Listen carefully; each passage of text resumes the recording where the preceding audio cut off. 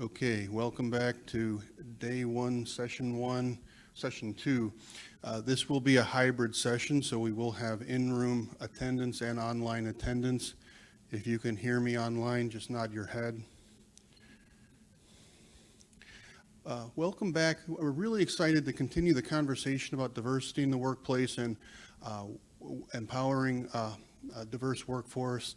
We have Lynn Dohm from WiCyS coming all the way from Chicago, and Ken Atchinson coming all the way from Berea, Ohio, if that was in question. So both of these are very outstanding speakers. I'm really excited to be here. We're going to be continuing and deepening the conversation we started in the last hour. So if you're just joining us, you can be caught up rather quickly with these two fine speakers. If I haven't mentioned it, my facilitation skills are a little rusty. We do have the Whova app and the Zoom hybrid video. This is being recorded, so we usually tell people that because it's being recorded, if you have a problem with that, the time is now. Q&A, questions and answers, can be submitted via the Whova app and this session. Both our speakers' bios are online, and their contact information. Please reach out to them. And lastly, please complete your session surveys. If there are any questions or challenges for you on a technical level, you can submit those via the Whova app. I'll be monitoring the chat and taking questions for you all at the end of your speech. This will be a 1-hour session, so I'm going to stop now. Thank you for your time. I'm going to leave this hot and give it back. Okay. Thank you. So again, my name is Kenneth Atchinson. I'm a professor at Baldwin Wallace University, and I teach cybersecurity, and that's my main focus. And I met Lynn many years ago. So please introduce yourself again. Oh, okay. Hi, everyone. I'm Lynn Dohm, Women in Cybersecurity Executive Director. We often go by our acronym WiCyS, W-I-C-Y-S, and it's pronounced WiCyS, like we sisters. And thank you for that. I had to ask that myself. I was like, how do you pronounce that? Hey, I had to learn it myself when I joined back in 2018, so no worries. So I am really amazed by WiCyS. I joined many a year ago at least on LinkedIn and been following the posts there. And now you invite everybody to join in again. And if you haven't, please join in through Twitter and on LinkedIn, because that's where all the action is. What I'm really impressed about is your membership levels. Your membership levels is continuing to grow. You want to speak on that a little bit? Sure. So in 2018, we became a 501c3 member-based organization. We started as a conference in 2014, and because our conference gets to full capacity so quickly and so many individuals are on our wait list waiting to come off, we realized that there was much more need for year-round benefits. And so that's really the driving force that made us go into a nonprofit. And so now we have many different initiatives and opportunities, and those are all part of the member benefits. And so recently we have received some tremendous membership growth, and the pandemic really played a role in that because the community needed each other now more than ever. And the opportunities for women in cybersecurity to be recruited, retained, and advanced come from those membership opportunities. So yeah, we have representation in over 70 countries. We have over 40 professional affiliates all around the world. So we're a US-based nonprofit, but we're a global organization. And we have 130 plus student chapters. I think we probably have 140 by now. I've been seeing the applications coming in just within the past 2 weeks, like rapid fire. That is really amazing. I have followed the convention several years, but I probably missed that going into a larger thing, and I think that's really important. So as an educator in college, I find myself teetering on trying to give enough academic content to the students, but that's only a small part. And something like WiCyS I think is really key to college students and well as high school students. So how does one get involved at the college level or at maybe even high school level? Yeah, so the first way is to become a WiCyS member. And the second way is for those involved at the college or high school to encourage a student chapter to be formed on your campus. So that is the way to get all those individuals together to collectively make a difference and drive the need. Also, it's an engagement opportunity to get more women involved. So part of the WiCyS mission is we have speaking and media opportunities for all our members. And that's so that our members could be seen and they're being what others can see. And that's the cybersecurity professionals that they are. So when you have a student chapter on your high school or on your campus, it also encourages these ongoing on-site activities that build up the awareness for women to, yes, be involved in cybersecurity and become a part of the community. And once they're involved in that community, they advance in their academics because of it.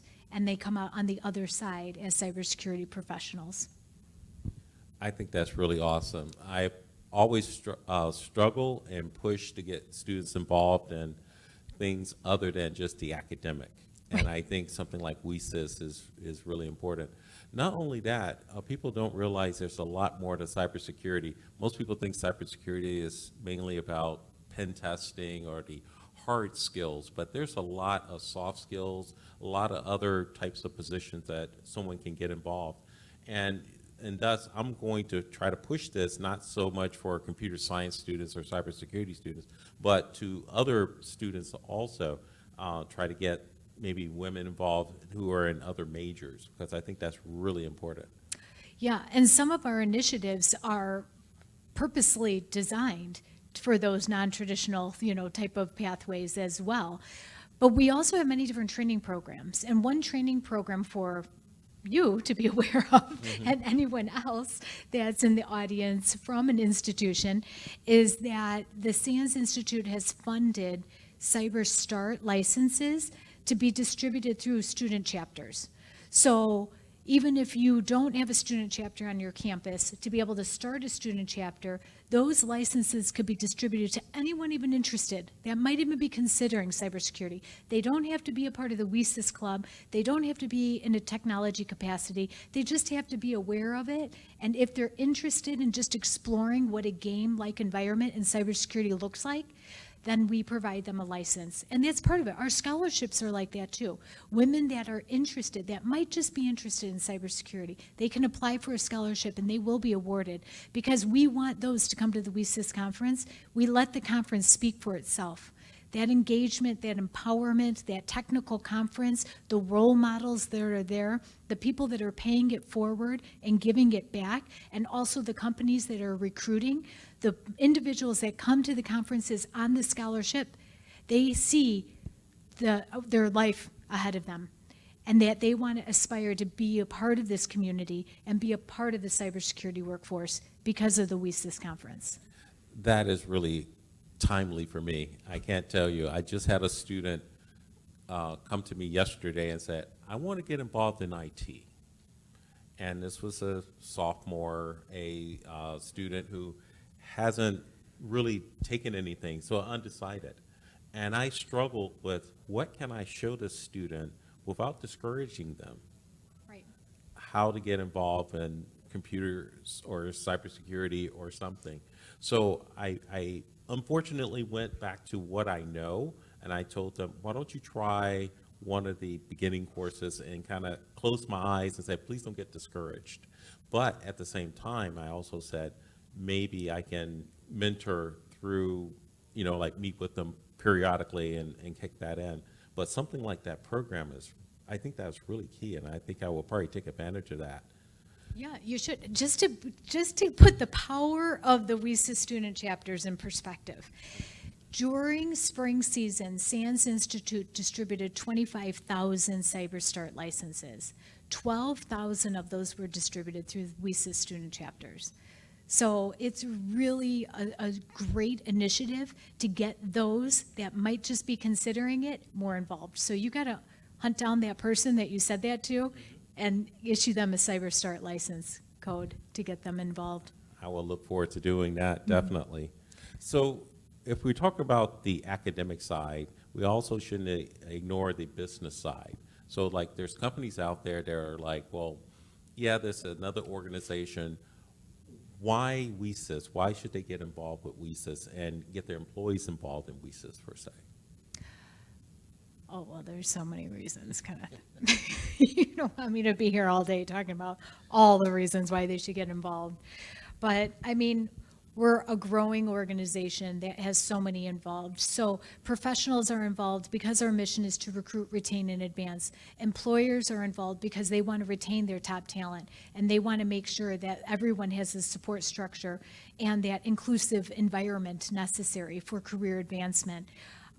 Professionals are a part of our mentor-mentee program in a both mentor and a mentee capacity, because our program is designed to upskill and up-level women no matter where they're at in their career, preparing them for their next level of advancement. So, you know, all the different training programs, like in the presentation that I said earlier about with Aditi that was looking to upskill herself, and she took the senior and executive level cloud security simulation. Now she could speak to that experience. She could add it to her resume, add it to her LinkedIn profile, and be able to speak to it during the interview process when she's working on her next career move. So there's so many different reasons why everyone gets involved. Of course, the students are a very important piece of it. Our conference itself has equal representation of students and professionals, but our membership is comparable to that. I think we're at roughly, with our membership, 46 or 47% students, and then 53, 54% professionals. So we have a really healthy mix of everyone involved. But it's all hands on deck. Everyone needs to be involved. If you care about building the capacity in the cybersecurity workforce, you care about the WiCyS mission. That is great. I before my academic, and there's life before academia, I used to be a consultant, and I used to hear about the cycle of people going from this company to that company, to that company, to this company, for various reasons, whether it was advancement, pay, whatever, working environment. And I think you keyed off on it: recruitment, retention, and advancement. Mm-hmm. And I think that's the key thing for a company. If they want to recruit good talent and then help them retain them, but then also allow them to advance, because that's what keeps people in the retention. So I think that's awesome. Yeah. Could you also speak about the professional affiliate program that you guys have? Oh, sure. Our professional affiliate program, we have over 40 professional affiliates. They're a little mini WiCyS organization, and they're to touch base and be a part of the community on a local capacity or a corporate capacity, but now we also have specialty affiliates. So those specialty affiliates include WiCyS Critical Infrastructure, we have WiCyS Trusted AI, we have a WiCyS Military affiliate, and a WiCyS BISO. I call it BISO, but I'm getting better. I'm saying BISO now. So a WiCyS BISO affiliate.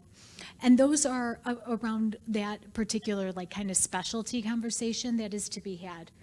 But the affiliates are also another way to build your community. And it's that regional type of collaboration. And so even though WiCyS, we meet at the conference once a year, everyone is doing other activities as part of the organization from a regional or a corporate or a specialties perspective. So now throughout the globe, we're in Africa, Australia, Canada, France, India, Pakistan, the UK, and all throughout the United States with our professional affiliates. So it's very exciting. Now, do those professional affiliates also contribute or participate in the mentee program? I find that's another great program. They do. So our mentor-mentee program is a WiCyS global program. So the majority of our professional affiliates are also a part of the WiCyS global as well. And so the mentor-mentee program is really interesting. It came to us from a WiCyS member in January of 2020. And she shared that a lot of nonprofits are doing mentor-mentee programs, but they're not really as successful as she felt like they could be. And so she came to WiCyS saying, the community needs it, let's build a program that works. So we learned that through our brainstorming and putting together a program for our organization, we realized that the one-on-one mentoring might not necessarily be the only route that we should be taking here. And oftentimes, the WiCyS organization, we say together we thrive, because as one woman rises, we're bringing up others to rise with us. And so we designed and developed a 12-month structured framework for cohorts to meet with one mentor once a month. We launched that in 2020. We had over 800 enroll in that program. And we were able to scale it again in 2021 with 775 mentees and 191 mentors. So they meet in a cohort setting, so that collectively that cohort is growing and expanding their network and leveling up their careers together. So as one woman moves over into this company and another over to this company, they're growing their capacity and their reach in all the different companies and opportunities that are available to them. But we also put together a curriculum that kind of reduces the barriers of mentors to their mentees, and it helps deepen that relationship quicker. So the curriculum is to upskill and uplevel women in wherever they're at. And we send it out to the mentors once a month. They read through the resources, they share it with their mentees, and when they get into the cohort setting, they're able to not have that awkwardness like, so how are you? No, how are you? They're able to dive right into their resources and kind of navigate through conversation from there. Because our mentors, we encourage them to be facilitators of the conversation. They don't have to be cybersecurity experts in resume review. They don't have to be career coaches. They have to facilitate the conversation. So essentially, it removes the barrier for the mentors to get more mentors involved, because it gives them a starting point with their cohorts. And so it's worked out really good for a second year in a row. We're really pleased with that program. I'm really impressed with your organization as far as the mentor program.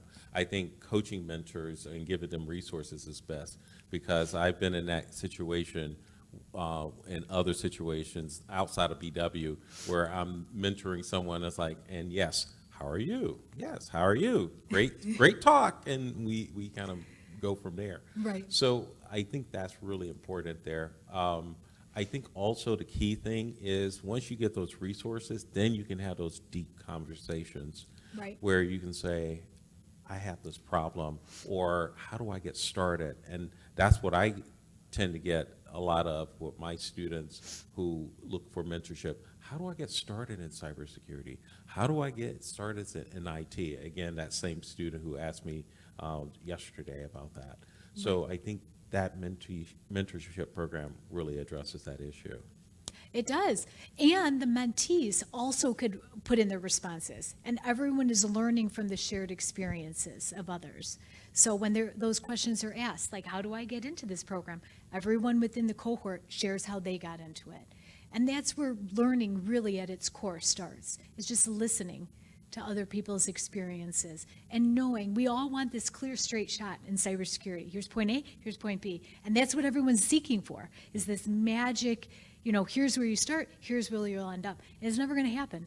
Cybersecurity is always evolving, it's always changing. And so I really think the key takeaway is once you get into the ecosystem, you have to navigate it and you have to be okay with that. And it's going to ebb and flow. But it's not just you, it's everyone in cybersecurity. They're all going through this navigation themselves. So it's okay. And so when you're in the cohort, you kind of get that confidence knowing that people are opening up and they're sharing their experiences, because it's a safe place for them to be in that cohort. So. And I have one more comment on that. I like that part, the safe space, because cybersecurity sometimes has this kind of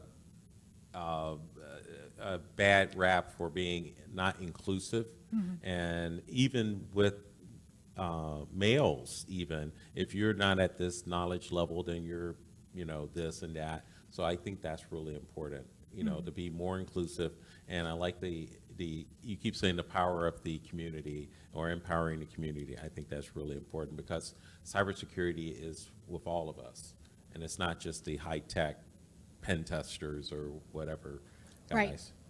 Right. I want to switch now to the conference, and I find the conference success really, as far as growing, really amazing.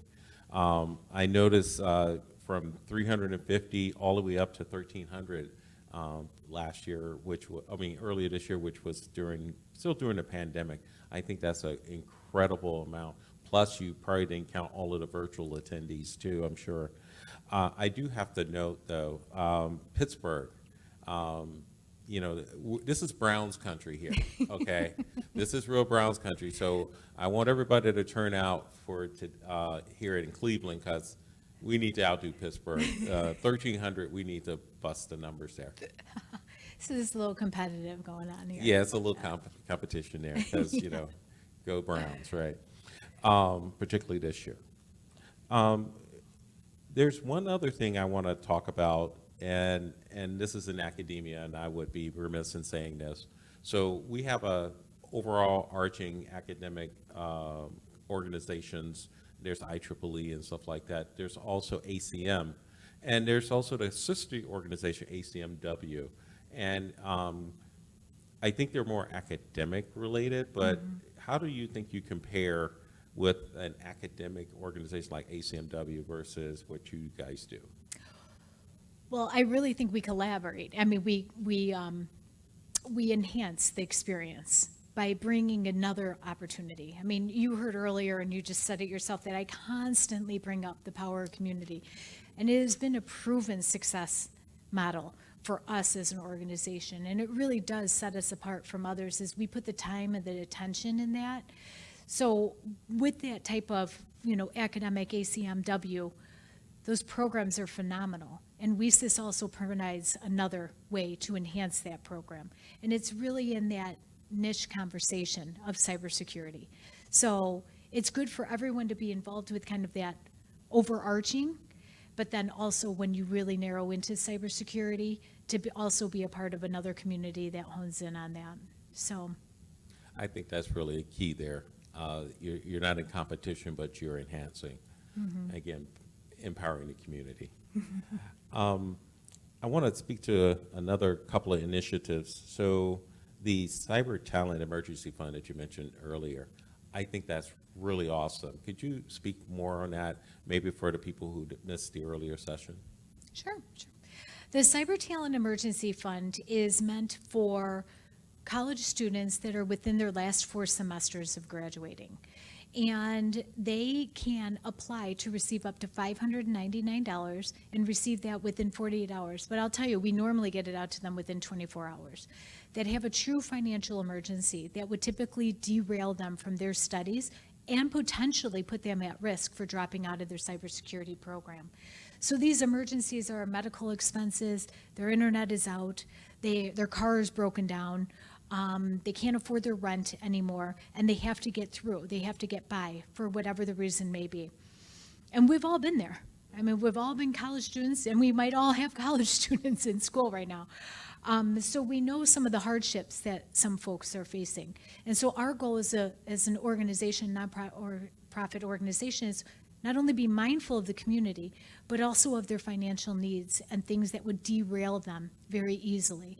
And so we put the support structure in place where they receive a WiCyS membership so they could be a part of us. But then they also could receive up to $599 for those emergencies to keep them from not coming out of their academic studies and their career, pathway. So it's neat. That is very neat, and it's a very timely resource. I find students, all kinds of times get into trouble, financial issues, and that's really timely. So I really commend you guys on creating some really unique and timely and needed programs like that. Thank you. We've already talked about the skill training program and the mentorship. Another program I want to talk on is the veterans programs. And every school, as we get more vets coming from service and into civilian life, a lot of schools are starting a lot of vet programs. But yours is slightly different. Could you key on that, please? Sure. So at various WiCyS conference, we always have veterans that are presenting on transitioning from military career experience to cybersecurity careers. And so that's when our founder in 2019 decided that she was going to do something about that and try to build a program to help our female veterans within our community. So we met with some key strategic partners of ours and DOL. We met down in Dallas, Texas in January 2020. And we just brainstormed. We had a session. It was an open forum type of session where we all brainstormed ideas of what would a veteran program look like for WiCyS. And we really honed in on this DOL registered apprenticeship program and what that could do for our veteran population. Because female veterans make up 9% of the veteran population, but they also have a higher likelihood of being single parents than the male veterans. They also have a higher instance of unemployment compared to male veterans. And they have a higher risk of being homeless compared to other women out there. So that's a lot of risks going against our female veterans, and not a lot of support to be able to transition to them. What we also found is that it's difficult to align military career experience with cybersecurity careers. And how could we bridge that gap as an organization? And so we put together the Veteran Apprenticeship Program. We looked at it holistically. It's very easy to say, oh, we'll provide you this program, and therefore then you could get this experience and then you could get a job. Well, how can you say that to someone that's unemployed and has a family? Because it takes a lot to do a program.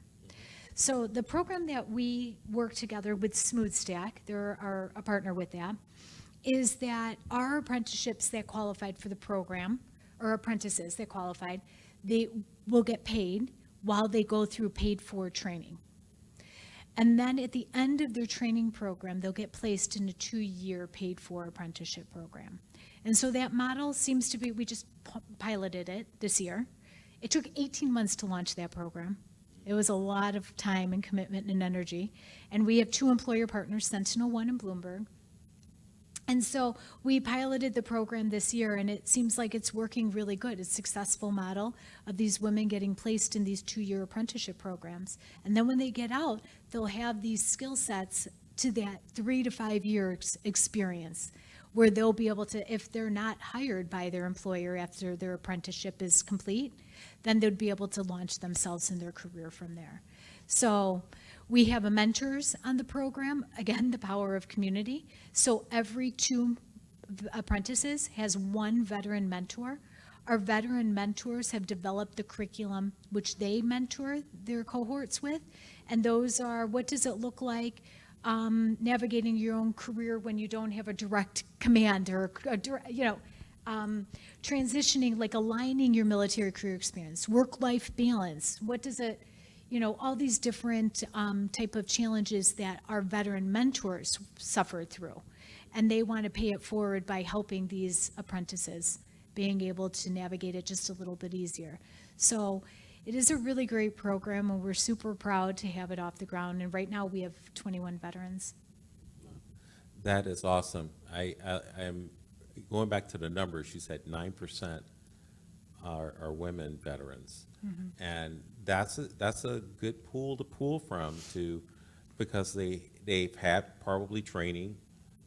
They're obviously very successful in the military life, and that's usually enough to leverage them into a good career in cyber. We get a lot of veterans at BW, and well, other schools get a lot of veterans, and we find that those students are a lot determined. They are persistent, and where they may lack the maybe the earlier skill set that some 18-year-olds may come through, they have the life experience, which is really more critical in being successful in cybersecurity. So I think that, plus getting more women involved, is definitely more so. I just want to speak personally from my experience. I would attend lots of conferences similar to ISS. I also attend some technical conferences, and it's been slow, but I would see more and more women, more and more people of color also attending. And I think this organization here will only really ignite it and make it more so, because we do need more diversity in this arena. Yeah. Well, we have many initiatives too on increasing. We have a racial equity committee that ensures that we're leading internally and externally with the Equity, Allyship, and Inclusion initiative that we're so strongly and passionate about. But we have a BIPOC Fellowship Award that we've awarded to this year, 2021, and we'll be doing again for 2022 and ongoing. And we have many different type of assistance programs as well. But when you look at the WiCyS conference photos, and you could go to it on Flickr, you will see we're not only, I mean, we're like an incredible diverse set of women in cybersecurity. So that inclusive space that I talked about earlier, when you cultivate the culture of inclusion, diversity will expand. And I think WiCyS is a great model that really showcases that, is that we're all about that inclusive space and that diversity expansion because of it. And women are advancing in their careers, so it's like a proven model of success within our own organization, so. That's awesome. Can men join the organization? Of course, yes. We're comprised of women, men, allies, advocates, all with a strong mission and passion about building the capacity in the cybersecurity workforce. So of course that includes the mission and passion of WiCyS to recruit, retain, and advance women. So we have many men in our mentor-mentee program that are paying it forward. I had one guy, Doug, that he came up to me about 2 months ago, and he said that with mentoring in the mentor-mentee program, the resources that we provided him, he could now have these conversations that he would have been so uncomfortable having. So essentially his mentor cohort has mentored him into becoming a better leader himself. And isn't that how life is? I mean, we always have to enter a space from a place of consent to learn and respect and grow through each other's needs. And so when the mentors enter from a place of wanting that growth experience themselves, it is achieved. And so through the resources and the conversations where some folks might perceive the conversations as uncomfortable, it has also helped mentors have those conversations that will only make them better humans as well. So it's very Well, thank nice. you. I will fill out my membership today. Because we all need to help with this. This is a community effort, as you said before, because your earlier slide, there's 3 million positions per se out there worldwide, shortage in cybersecurity. And I also bring that up because when I would go to these conferences, not this one, this is a great conference, but other conferences, and I always tell my students, 10, 15 years ago, people would be up on stage talking about selling products or how to secure things and stuff like that. But then it was a conversation in the back, we got breached. Yeah. And you never heard that. And up here is like, oh, well, no one gets breached, because that's what the guy up here is saying. But in the back of the corner, we got breached yesterday. We got breached. Well, now that conversation has gone up front, and it's not if you get breached, it's when. And cybersecurity is a everyone type of issue. It's not just the technicians. So anything to help with this problem. We can see it affect our supply chain even this year. Yeah. So anything to help with that problem. I award and applaud WiCyS for helping with that. Well, thank you. Yeah, we often say we're all in this together. And that's why we're so grateful for our allies and advocates being part of our organization. All right. Is there any questions from? Yes, so if you could repeat the questions so that the Okay. online community, because I won't bother running back and forth, but we do have a lot of questions coming in. from Okay. the online. Are you ready? Guys ready? Yeah. Yes. Apologies, there's a lot of chat going on. Yeah, okay, I'm just reading these out, so if you can try to interpret it and then repeat it. Is WiCyS focused on women entering or re-entering the workforce, or are there opportunities for those of us who have been in the industry for a while? So experience versus new emerging talent. Maybe you've covered some of these, but I just want to give it a chance to summarize and restate your position. So I'll start it off. So is WiCyS just for college students or beginning students or beginning people in cybersecurity, or is it just, who is it for? So our mission is to recruit, retain, and advance women in cybersecurity. And so, yes, students are, of course, a part of that, coming into the cybersecurity workforce. But also that retention is really, really important because women in the cybersecurity workforce tend to work, with very one or none other women on part of their teams. So being a part of the WiCyS community also builds out their network, and that's really critical. And part of the organization is to put them out there, to be a part of the speaking and media opportunities so that others can see what they are. And that's the cybersecurity professionals that they are. So we want them to continue the momentum in their cybersecurity career pathway, and we want the WiCyS organization to help them. So they add this to their LinkedIn profile, they build up their resumes, they gain new experiences from the training programs. So we have everyone involved from high school to CISO. And they are all actively involved within the WiCyS organization. We even roll out programs that are directed only to senior and executive levels, and it's an invite-only event at the WiCyS Conference with networking luncheon at that high-level executive level. And then also many of the different programs like our AWS Cloud Security Simulation that's coming up. That is a senior and executive level. So no matter where women are in their cybersecurity careers, this is the place for them to be. So open to everyone. Thank you. Are you ready for this? You guys are sitting down. That's a great question, April. I actually just joined WiCyS, and I've been in the security industry for 10 plus years. It's an amazing community. That's straight from the online attendees. So Yay! What was the name again? that was Annie Scaria. Oh, Annie Scaria. So she had just joined WiCyS. So actually joined some time ago. So that's great. You got. Yeah. She's an experienced professional who just joined. Oh, she just joined. Experienced professional. Great and welcoming community, amazing community. So that wasn't a question, but That's Well, thank you, vote of Annie. confidence. We Yeah. love having you. so a question from Jessica. Is it too late to sign up for the mentor-mentee program? So is it too late to sign up for the mentor-mentee program? And I assume maybe which side. It doesn't matter which side. So we do only open up enrollments one time a year. So subscribe to our newsletter, join as a member. There's other cohort opportunities available within the WiCyS organization.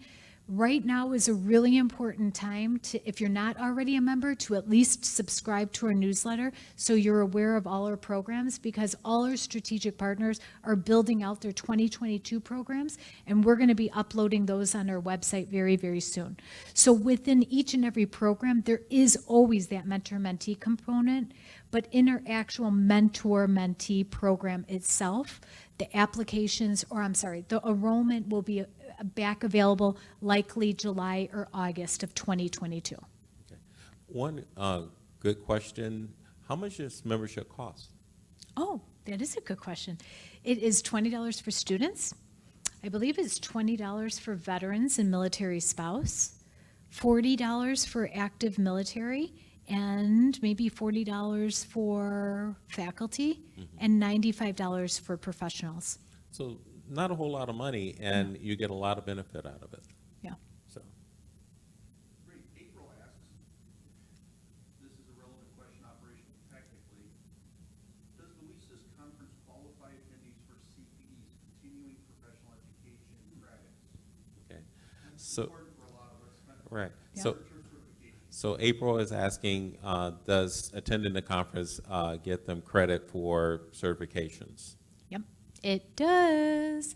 So we use the Hoover app, the fancy Hoover app, last year at the 2021 conference, and we also had every session, there was a technical session marked down with the CPE credit, and at the end, everyone was awarded those CPEs.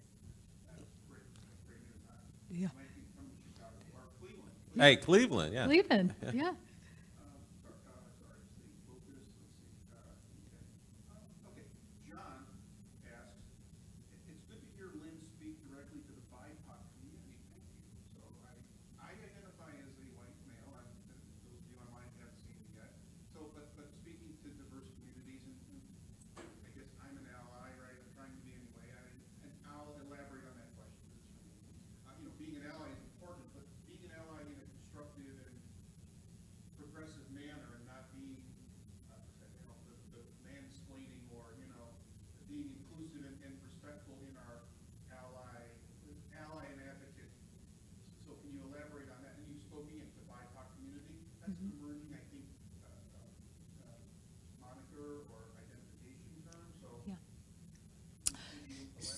So, yes, we realized in 2020 that during the pandemic, there was lots of social unrest going on as well. And that our community not only needed women in cybersecurity support, but we also needed to reach out to underrepresented populations within our community itself. And how could we support them with a long sustaining term goal? And so we put together the Racial Equity Committee. One is to assess ourselves as an internal and external organization and what we're doing to support our BIPOC community. But then two, we put together many different like assistance programs because we want them, everyone, to have the opportunity to be a part of the WiCyS organization and also to attend to the conference. And so our BIPOC Fellowship Award includes our registration for the conference. It includes meals, and it also includes a $500 stipend for travel and shared lodging. And so, you know, it was a great award, and it continues to remain a really important initiative. And people and funders support that award in and of itself. Like specifically, they seek out that award to support in order to amplify our Black practitioners and our BIPOC community voices. That's all there was online so far. And could you, maybe if you want to encourage online participants to elaborate or if heard anything that stimulated? Sure. So anyone online, if you would submit some questions to Lynn, because this is a great opportunity to talk to her or to me, not so much, and to continue the discussion. You're more than welcome.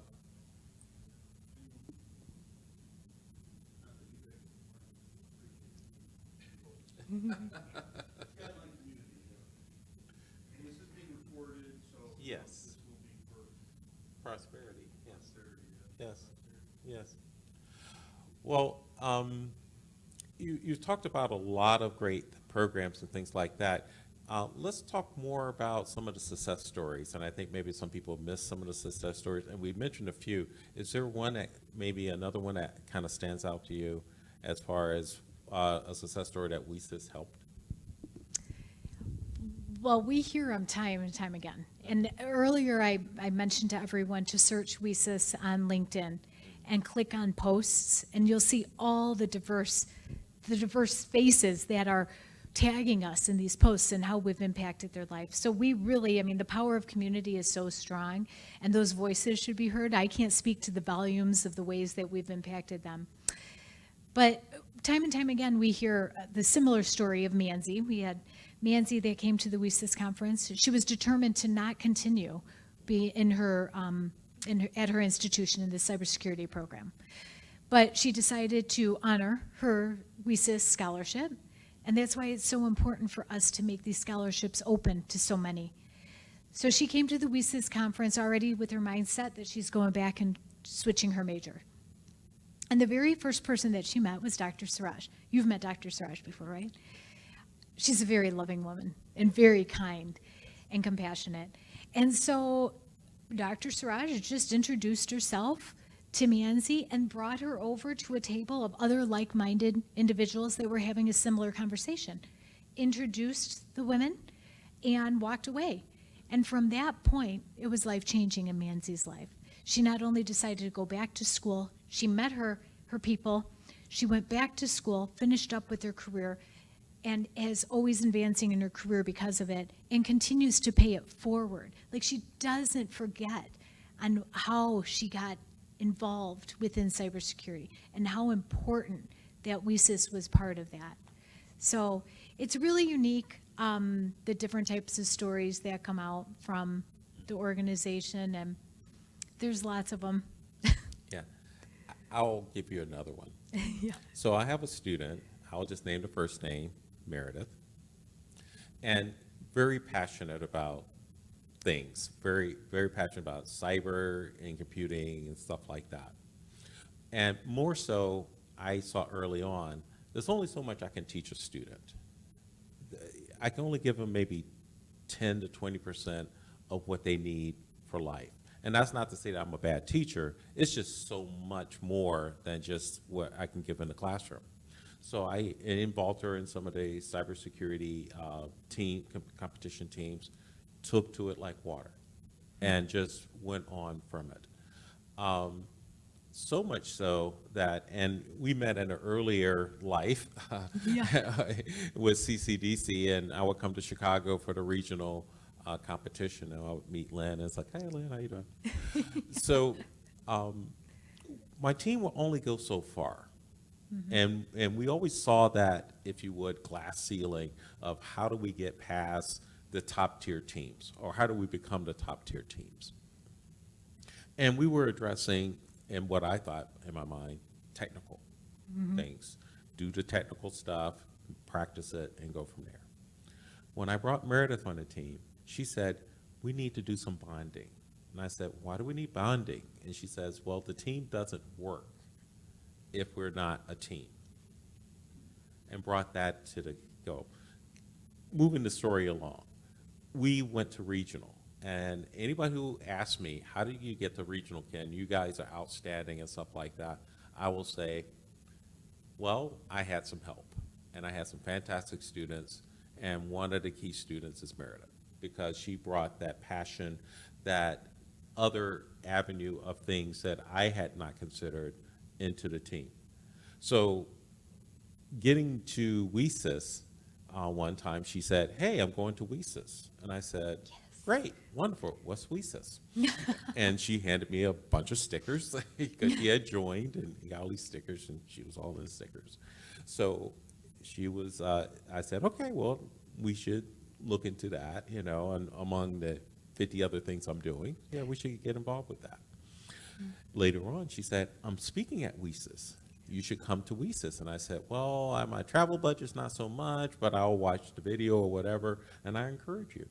But that part there helped her get beyond the college. And she now has a successful career in cybersecurity, more so than I would have had launched her to. And I put that as part of WiCyS, because where she lacked confidence, WiCyS gave it to her. And I want to say that. She may not say that, but I see that in that. So That's thank a great you for the story. organization there. And like I said, I'm going to start funneling more students there, men and women, who need that. Who need Right. that extra push. Well, that's a great story.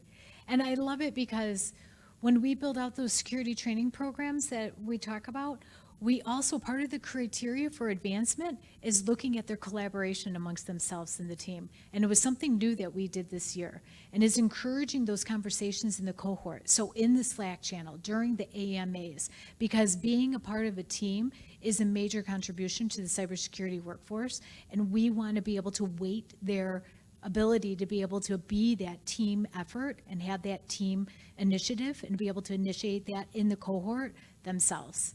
And so, so it's great to hear that she brought the diversity of thought and that power of the bonding of everyone on the team together.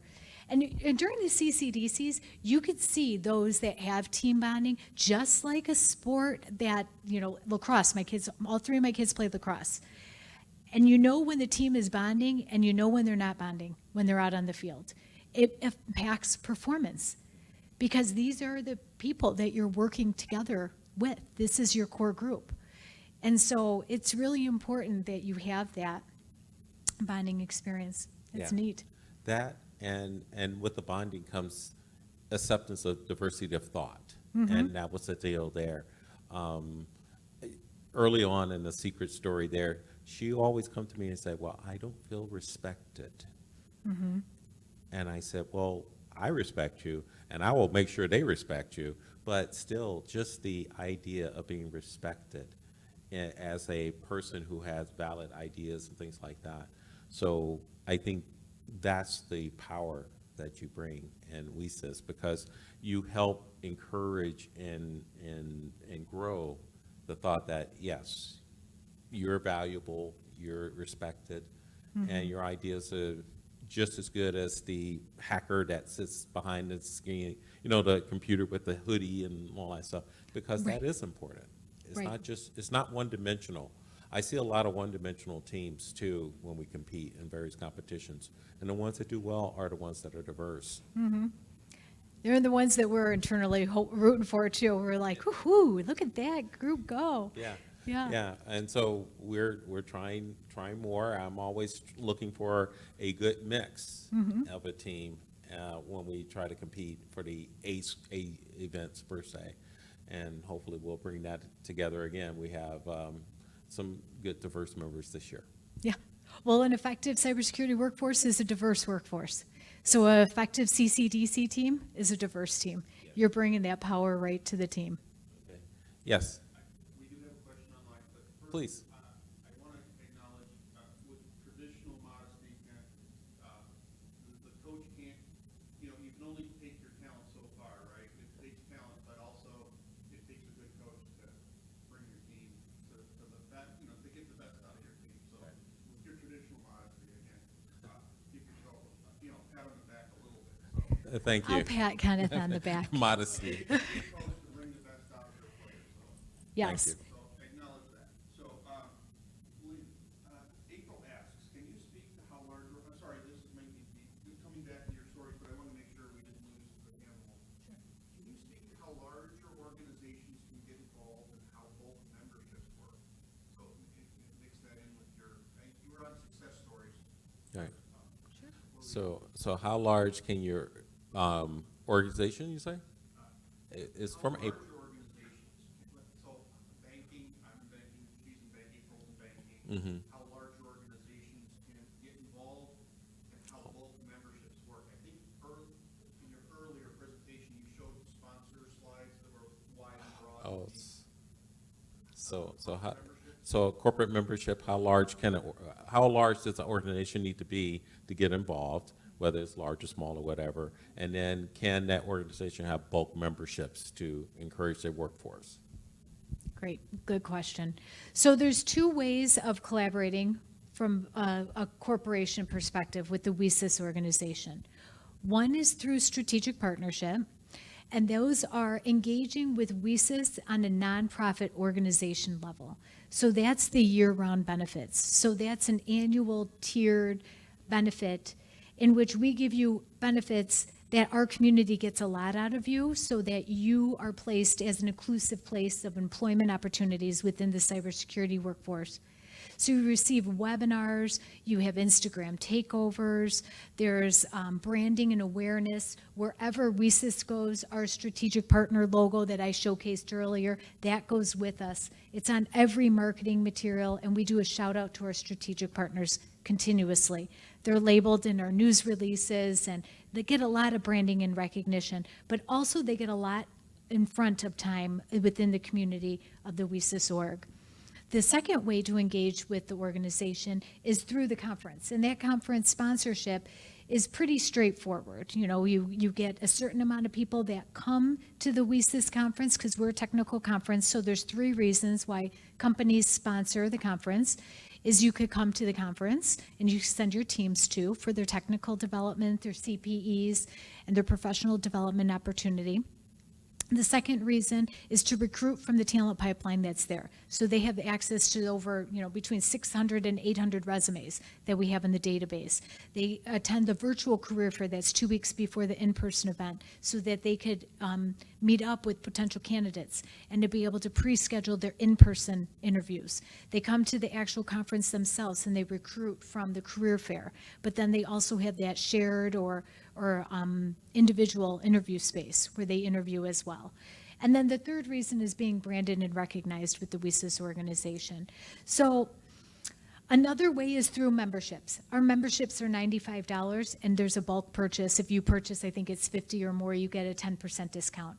But that's another way just to keep that retention within your company and knowing that as a company, it's supporting the inclusion and diversity efforts and it's identifying the need of the communities to be met within that corporation. So that bulk membership is available. Thanks, April, for that question. I want to also point out that when companies are looking for talent, they look for talent in, you know, key places. So like to go to college career fairs and stuff like that, and they tag their favorite colleges and stuff like that.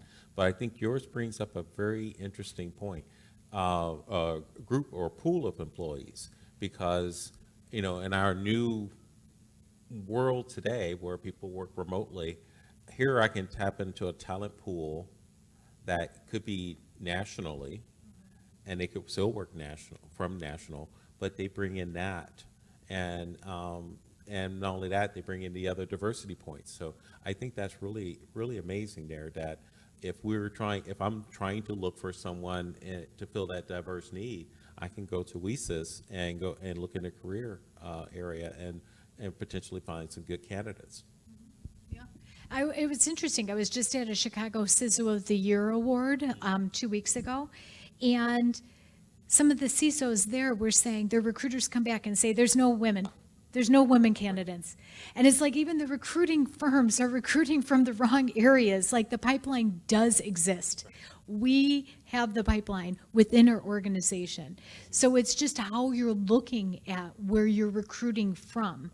And if you're not thinking outside of the box, if you're just dependent on the same recruiter that's bringing the same type of candidates to you all the same time, then it's time to explore the new possibilities of what your workforce will be. Right. Or going to monster.com or whatever and get drowned out from that. Here is a key place where you can get that diversity. That's great. Mm-hmm. If I can add, pile on. Please. You both are creating an inclusive, safe space for diverse communities. That's number one. But if you can reiterate that you've opened the door and you're pulling people in, but your students have to engage. And part of my passion has always been with ISACA or engaging students or people coming into careers perhaps. Sometimes people are afraid. Sometimes they feel inadequate or have ego problems or self-identity problems. You've created the space, but you have to step into that gap and accept the help from the people who are out there providing it. And I think conferences, you said it, it's inexpensive. Conferences like this are inexpensive for students or people in transition. Social networking, albeit online now, in person or online, you have to step into the gap and accept the hand that you guys are extending. So I don't know if you can summarize that quickly. I think you've been saying that, but it's up to me. It's up to me as a diverse or underrepresented population to step into your community and be a participant or start rubbing elbows with those people. Not just recruiting as a whole, someone has to push like your student. Yeah, I agree. This conference here has been really welcoming to students in general. There's lots of conferences that students go to, but this one with the leadership of the conference, they always welcome students and give them a discount or even free admission to these things. And I always try to drag students, but it's hard dragging students, as you say. But once they come and they see that fire, then they move on to other avenues that they would not normally see in the classroom. And that's another thing with WiCyS. I'm going to promote WiCyS a lot. When does registration start for that conference, by the way? I believe regular registration is in February. February, okay. Yeah, but if you're a student, the scholarship application is closed, but the wait list is open. Okay. And we do pull from that wait list because we have that comparable representation or equal representation of students and professionals. Mm-hmm. So as open registration opens, then we start pulling from that wait list of the student scholarships to make sure we have that equal representation. So if you're a student and you didn't already fill out an application for a scholarship, then go on that scholarship wait list as soon as possible, because we do look at that. That's great. In your last hour, you shared a very powerful anecdotal story about when you went to a luncheon and felt very isolated or marginalized. I'd like to, if you could summarize this for the online friends, a call to action or a challenge on my part to the community. It's easy for us as the people in these seats to sit among ourselves and our friends. It's very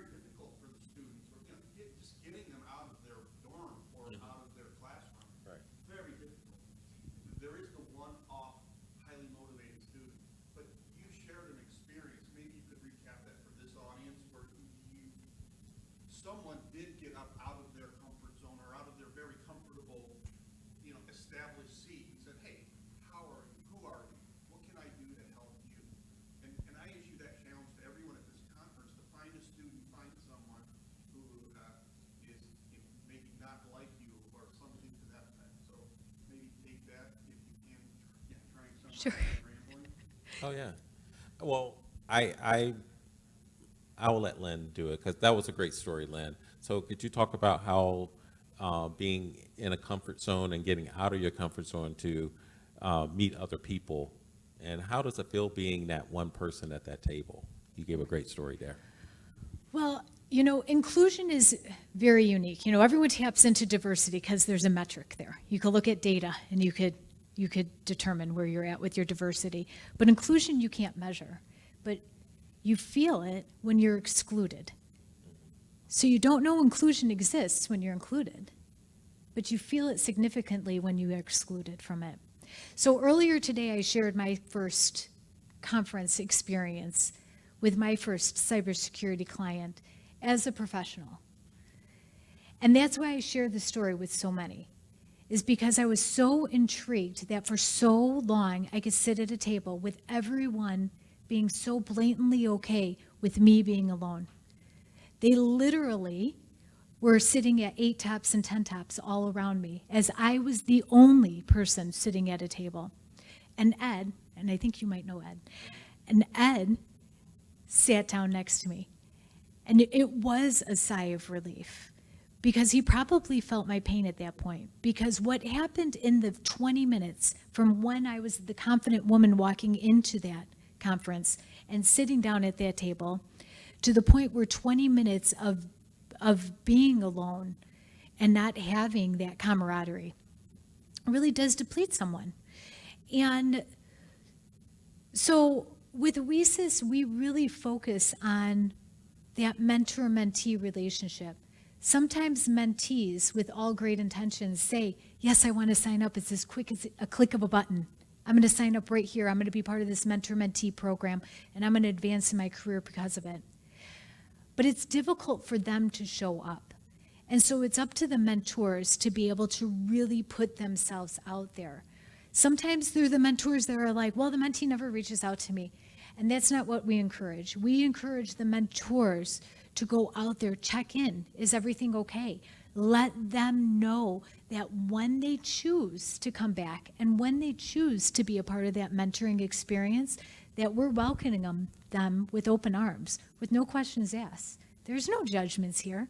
Who am I to speak to a student's life and what they're going through right now? I don't know if their parents have lost their job, if the student has a sibling that's suffering with some, mental illness of some sort or some, issue that's come across in their life. If they're struggling in the capacity where they're at, if they want to get out of a certain type of socioeconomic status and they're working really hard, but they're also working full time, who am I to speak to that experience of a mentee, of a student's life? But what we could do as an adults and professionals is that we could open ourselves up so that we're there for when they're ready to be leveled up. And we put ourselves forward to bring them in. And that's what we do. We often say together we thrive. And we really focus on when one woman rises, that you reach down and you bring another woman to rise up with you. And you likely are doing that in your school capacity as well. I try real hard. But you're right. I do see that student at times that sit alone and try to be inclusive, and it's hard. But sometimes a mentorship program that you're mentioning is good because, again, once you have given those resources and stuff like that, then you can have that conversation. I'm the only one at work in my department. I'm the only one here. Mm-hmm. And how do I approach these things? And that's where that mentorship program, that's why I see it as being key. So I applaud that. That really is great. I shared that story at the WiCyS conference, by the way, and someone did an experiment like at the WiCyS conference. She sat alone at a table for the next lunch, And she said within like 30 seconds, the whole table was full around here. So it was interesting. Like if you search the WiCyS 2021 hashtag on Twitter, you'll see that a lot of people resonated with that story and were like putting that story to test at the WiCyS conference and other experiences that they have in their professional world. So question in the back? A question on pay disparity for women and minorities. Do you think it's less of an issue in cybersecurity, or is this still something that's a problem, and how are you addressing it? Okay, so repeating the question, pay inequity with minority versus the majority, do you see that still being a problem with pay inequity? Oh, yeah. Oh, okay. Oh, yes, it is a problem. But how we address that is that we encourage our male and our allies and advocates, we encourage our members to tap into men within our community and see what they're getting paid and when they're negotiating their salary. And we encourage a lot of negotiating salary. Trust me, I did not negotiate my salary early in my career, and I could kick myself for it. So salary negotiation is a skill set that needs to be taught and learned very early on in your career. And that's why it's in the mentor-mentee program, even for the high school and the college students. Because the college students might think, well, this doesn't pertain to me. It absolutely pertains to you, because soon you're going to be negotiating something, and you have to do that. So when we go through the negotiation part with our members, and when we come to that, we have them compare to men that are in that position, and we sync them up. And our allies and advocates are certainly okay with sharing their pay with these women in order to bridge that gap. We've got to bridge it. Do you think it's improved? I can't speak to that. I don't know what the exact numbers are right now. I know that it's still an ongoing issue. I would like to say, I'd like to think the pay gap has closed ever so slightly, but just in general, women's pay compared to men's, just universally, I think it's 78 cents to every man's dollar. So, you know, and that gap, they predict like every dozen years, it closes by like a penny or something like that. I mean, it's really like if you're on trend of closing that page disparity, it doesn't look really good in the short term. And that's why there's organizations like WiCyS. There's organizations like He for She. He for She is a UN. My husband's a part of it. My sons are a part of it. It's all about, you know, amplifying the voice of women and being part of the solution of closing that wage gap.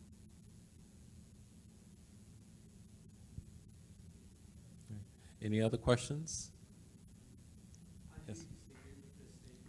Because of the job market that it is right now, and the federal government, the Department of Labor, Department of Education, they're all indicating that the gap closed at 78 cents to about 89 to 90 cents per dollar, and the gap is closing because the market, as you mentioned, 3.5 million jobs that is available out there right now. Everybody's grasping and everybody grabbing any talent that they can find. So because of that shortage, the gap closed a lot more than was indicated. So I'm going to paraphrase for the online people. So you said that the gap, it was a study, Yes, a government study, I think you said, and the gap is close to 80 cents on a dollar. 89. 89%, okay.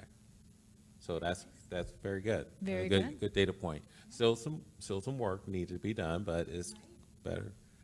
Okay. Thank you for that data point there.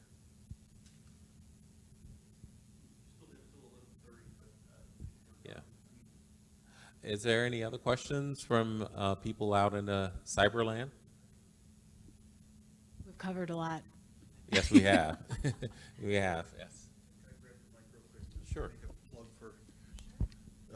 So I'm going to open up for, again, more questions. I'll check the app since you guys have your hands full.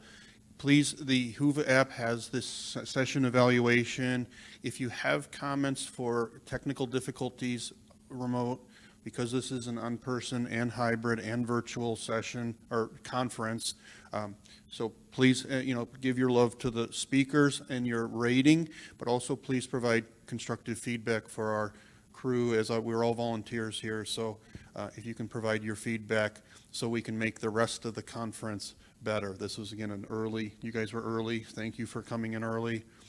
I will now check the questions again, so. Okay. Okay.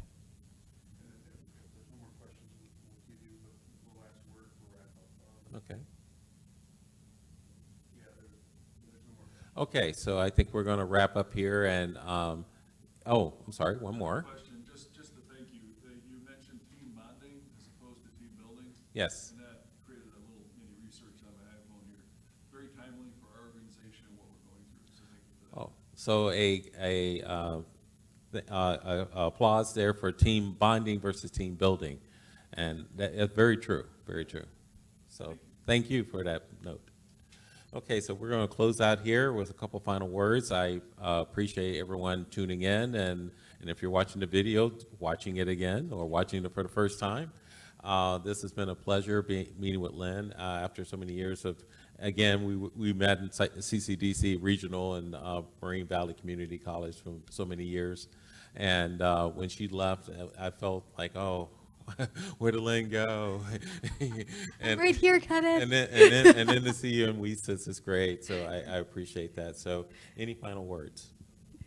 You know, it was just a great experience being invited here and an honor to be a part of ISS and to have you moderate the panel, or not the panel, but moderate this discussion and facilitate this. So thank you so much for having me. And those that are thinking about getting involved in cybersecurity, dive right in. That's what we could say. Do it afraid, dive right in, and just start navigating your way through the ecosystem. Once you're in it, it could be easily, and you have the help. You have the community here to support you to dive right in. And if you're a company, an organization, and you don't know how to get involved and you want to get involved, subscribe to our newsletter, join the community, support the conference. You could start slow, you could start big, but start somewhere and start supporting the pipeline of the cybersecurity workforce. Okay. And again, support by joining and then also attending the conference. And let's get those numbers up past Pittsburgh. Go Browns. All right. Thank you. Thank you, everyone.